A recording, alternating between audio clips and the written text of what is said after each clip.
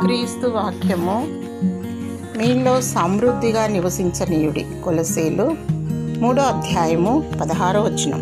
వాక్యము నిన్ను రక్షిస్తుంది, నిన్ను కాపాడుతుంది. వాక్యము నీకు వెలుగునిస్తుంది, వాక్యము నీకు జీవమిస్తుంది. పంచభూతములు లయమైపోయినా కానీ వాక్యము నిత్యము నిలుచును. వాక్యమనగా ప్రభువైన యేసుక్రీస్తే. ఆదియందు వాక్యముండును, వాక్యము దేవుని యొద్ద ఉండెను. ఆయన ఆదియందు దేవుని యొద్ద ఉండెను. ఆయన మూలముగా సమస్తము కలిగెను. కలిగి ఉన్నదేదియు ఆయన లేకుండా కలగలేదు. ఆయనలో జీవముండెను. మొదటివాడు కడపటివాడు, సజీవుడైన నిత్యుండగు తండ్రి ఆయనే. వినుట వలన విశ్వాసం వస్తుంది. ఆ వాక్యము నిన్ను బ్రతికిస్తుంది, ఆత్మీయ జీవితం దయచేస్తుంది.